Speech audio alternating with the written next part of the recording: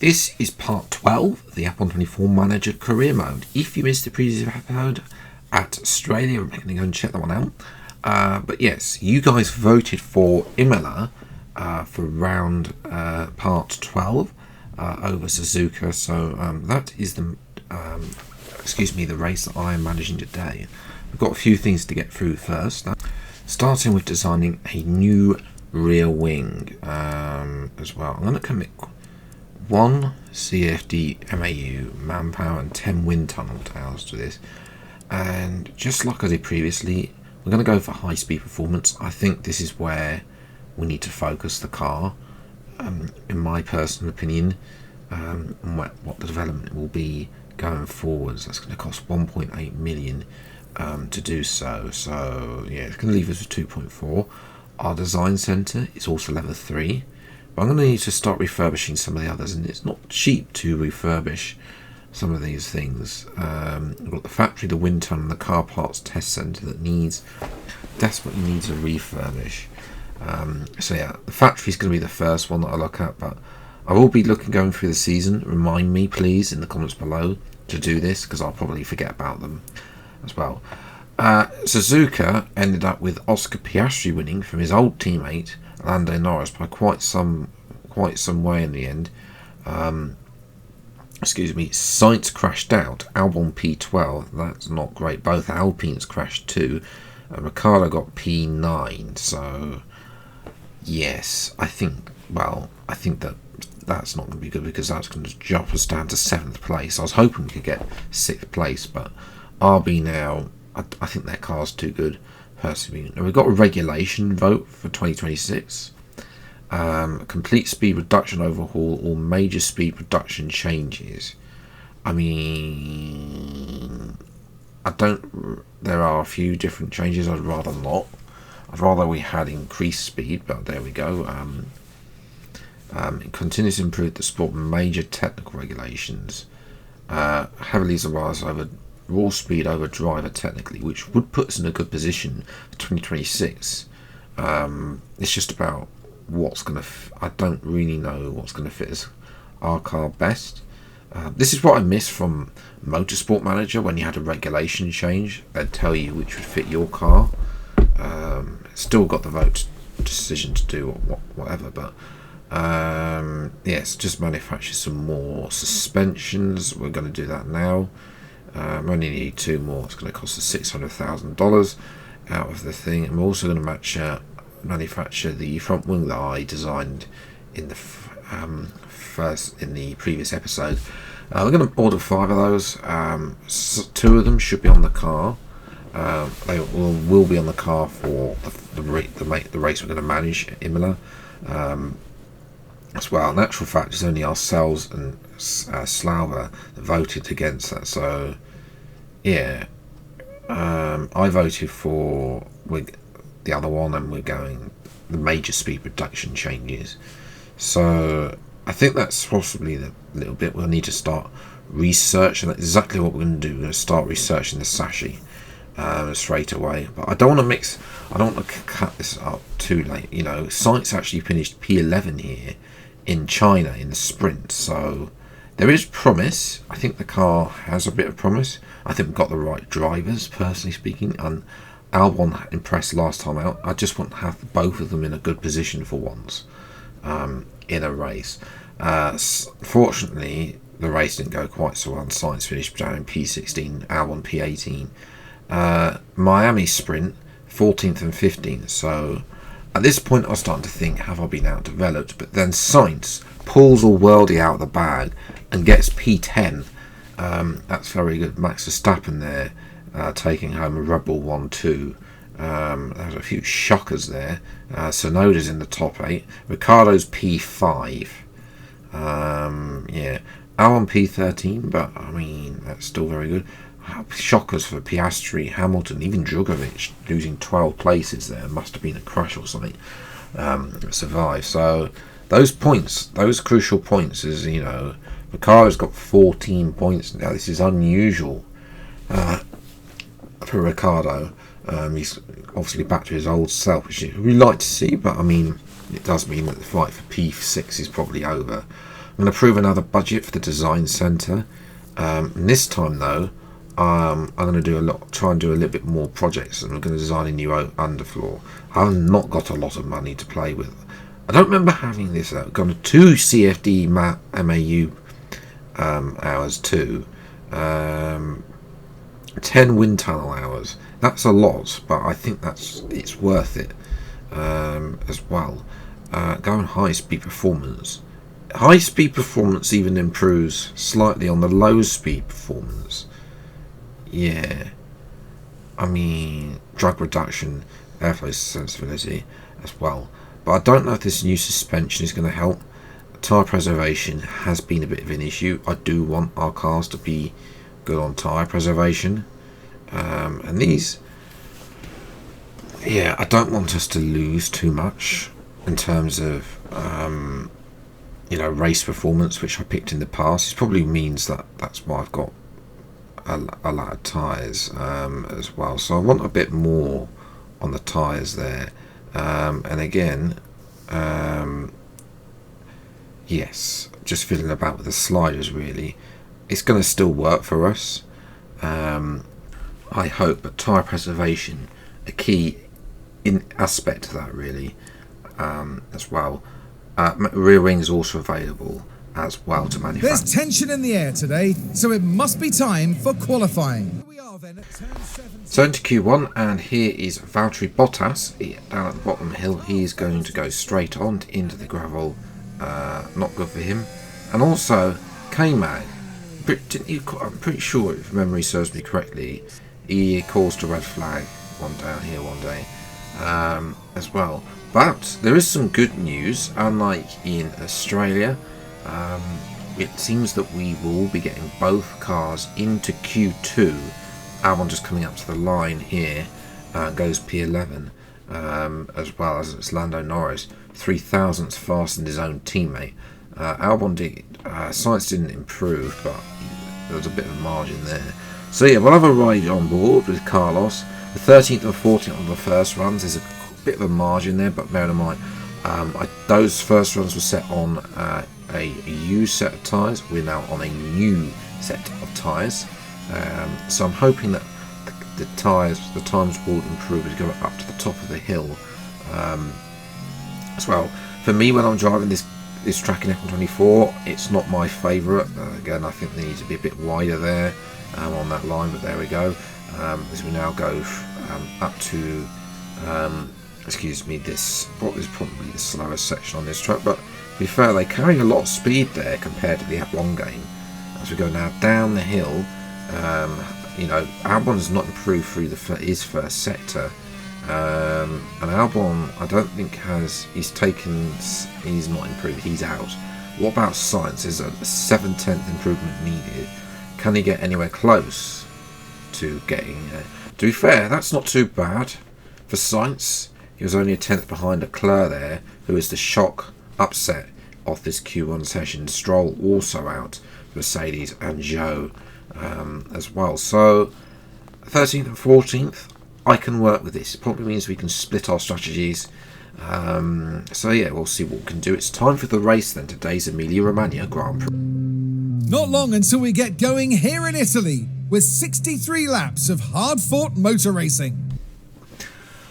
So Imola has pretty much one of the worst pit lanes on the grid. So it is going to be a one-stop.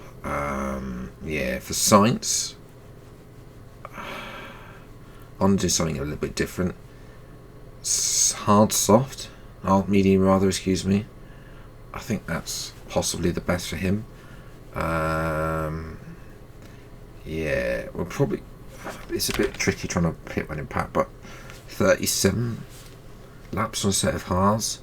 It's going to be cruciating for him, but there we go. There's 5 red lights then for the Emilia-Romagna Grand Prix, and away we go.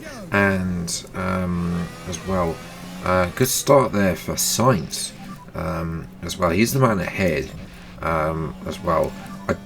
I could have chosen Albon as the car behind as well, but yeah, Sainz is what strategy needed a little bit of adjusting. So I think that, just trying to get him done as Albon there right on board. Sainz is still going side by side with his old teammate Charles Leclerc.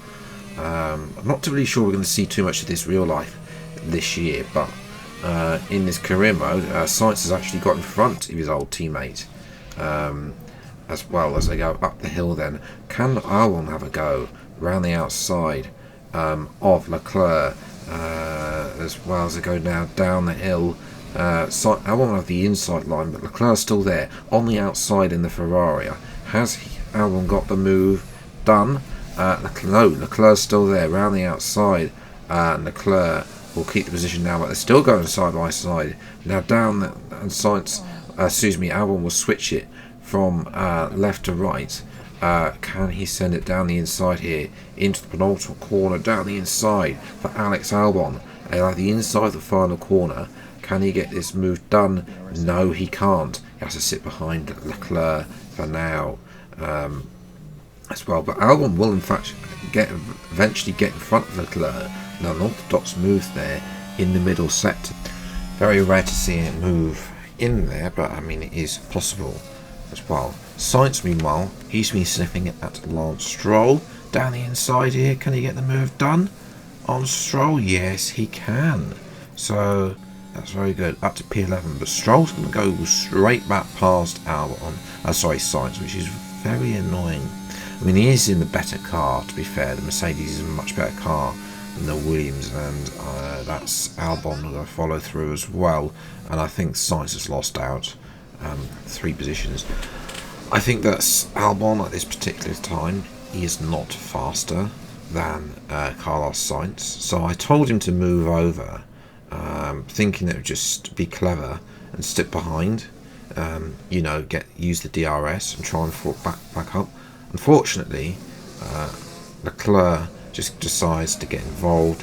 Sainz is actually behind Albon and then gets overtaken, and then Sainz is overtaken, and then Leclerc's just going to blast past Albon. To be fair, the Ferrari, and again, a lot faster car, but I'd like to be close at least to try and fight some points, but I think we're just going backwards. Meanwhile, up at the front, Lando Norris has broken DRS. His old teammate Oscar Piastri, who's got Max Verstappen all over the back of him as well. Pierre Gasly is having a very good season in the Aston Martin. He's up to P4 as well. Albon now is losing out to Esteban Ocon and the Alpines, one of them was knocked out in Q1 and we were comfortably into Q2, so that is not great in terms of our race pace there. Even though I set on the research to design, and that's Zhou going past Sainz, P15, we're going backwards, and then Zhou is going to go and get in front of Alex Albon. At this point, I really had enough. I think that one thing that has happened is that having Sainz and Albon, 2 drivers, as cause as well, and that is a Spinala for Sonoda. As well, the locals won't be happy with that. So yes, after all of this, I got a bit fed up with seeing Albon in front. So I told him to let Albon keep getting in front of Sainz. And look, we've lost 2 seconds of show. If we keep this up, we're going to be overtaken by Logan Sargent in the Slauber. So I'm trying to push them along. Zhou's only 2 seconds up the road. I think we can still get 12th and 13th here, but we need to stop bickering. If we start fighting amongst each other, we're only going to go backwards. So I think Sainz needs to lead now in the middle sector. Sainz has the better tyres at this stage of the race. So yes, in actual fact, Albon is going to be coming in. Slightly think it's a bit early on the time into the pits there as well. Yes, the Sainz has actually got DRS on Zhou. That's just, keeping them 2 behind. So we have the pace today to fight the Alpines at least as well. Costly get P11, P12. If somebody falls out top 10, then, we could get points here, I think, as well. Although Alonso, I think, has pit as well. 2.9 second stop. Don't know what it is with the pit crew, but yeah, not the best, to be honest. as well. Gasly has the lead then as Lando Norris is pitted as well. I'm watching Valtteri Bottas and the team decide we want to hold on for him for a few options. Apparently this is a jack issue, this particular issue, but I don't believe that when there is an issue with the jack, I don't think it's representative. And that Sainz back past Zhou Guanyu as well, so that is very good, getting past Zhou again as well. Albon meanwhile as well, that is Zhou, so he comes into the pits then. A double stack for Alpine, and the left rear just doesn't want to go on. It's not the left rear, it's the right rear, excuse me. As well as Sainz now has got Alonso and Leclerc. Leclerc's having a very good recovery as well, and the sensible thing, just let them both pass, and that's the way we go. Yellow flag. What's happened to Albon? There's been a crash involving multiple cars as well. This is Albon. He's been chased by POURCHAIRE, and what's going to happen here? POURCHAIRE takes him out. They're both going to be able to recover. Front wing. Oh my goodness, we're going to have to fit the front wing. We'd only just started as well. Soft onto a set of hards. We have no medium tyres available because they've been used. So it's going to have to be another stop because the softs will not go to the end of the race from here. That is pretty much race over. The only saving grace could be a safety car as well. So it's going to be the softs for thing. We could have continued on the hards. You know, if there is a safety car a little bit early, then we will pit for the hards. But yeah, look, he's got not even half a front wing left on that front there as well. What's going to be 8.4, and it is a penalty for POURCHAIRE, but a pathetic 5-second stop. Oh no! It's gone from bad to worse this race. First, POURCHAIRE takes out Albon, and now Sainz has had a pit issue. 4.5. What on earth was that? I know he was going longer. He's going to bring him out way behind now. Look at the gaps as well. You know, that's definitely not great. He's 11.5 behind Zhou, who's 13 behind Ocon. How have we ended up a pit stop behind Esteban Ocon? Yeah, definitely. I think maybe not on the undercut unless we got there. But Bottas has had a torrid weekend anyway, and he is out of the race with an engine failure. And there's a virtual safety car as well, as it looks like. That's going to help us conserve. Not so much with Albon, but with Sainz. Help us get to the end of the rest. This is a crash involving multiple cars. I only get to see the on board.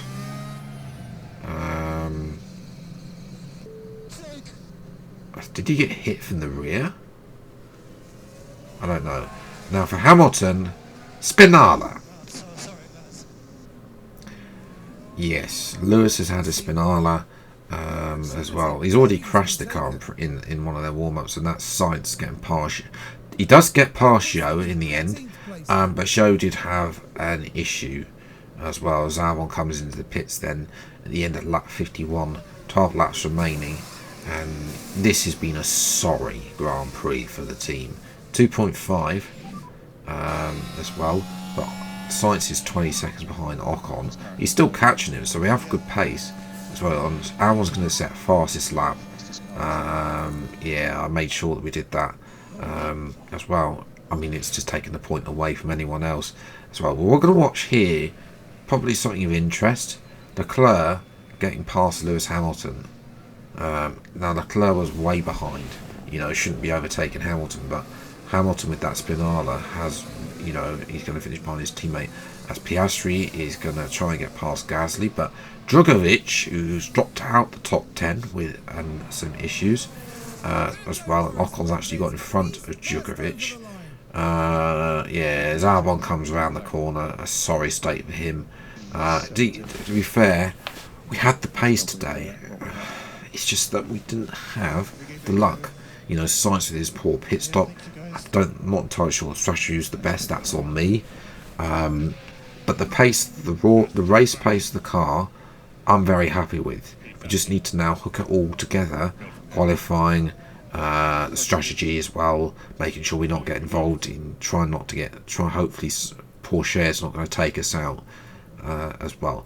In the end, Lando Norris won from Pierre Gasly as well, who finished just a 10th in front of Oscar Piastri. Verstappen had an issue in the end. He finished B4. Had a Magnussen, Leclerc, Hamilton, Alonso, Ricciardo getting more points. He's in the form of his life for RB as well. Sainz P13, Albon P17. It's not great. I mean, it is a fastest lap, which I'll take that, but I mean, it's just not. Yeah, we've got 3 points. Our long-term objective is to try and get consistent point scores, but yeah, we can't. The thing is, our pit stops are not very good. We're stopped on 0 points. 2.5 second stop as Albon made 3 stops in the end. Thanks to POURCHAIRE. I've been interested to see where he would have been in relation to Sainz as well. Our research is complete on the Sashi side as well. Now, yes, so the next 4, it's not 5 sadly anymore on the polls. It's now 4. So the next 4 you've got to choose from. There will be a poll after this at some point, and I'll link it again as I did last time in the comments below, so you can go and vote. It will be either Monaco, Montreal in Canada, Barcelona, or Austria. Let me know which one of those 4 races you want me to manage in the next episode. And of course, as usual, we'll simulate the other 3. All that is left though, if you have enjoyed this episode, then leave a like. Subscribe to the channel and you see plenty more F1 related gameplay as and when it comes out. It's a little bit disappointing today, but hopefully we can bounce back in the next episode as well. Can I finally manage a team to get some points? I've not done that, I don't think, so far in this career mode, in any of the F1 Manager career modes, so we'll have to wait and see about that. Until the next video then, I'll see you next time. Take care, thanks so much for watching, enjoy your day, and goodbye.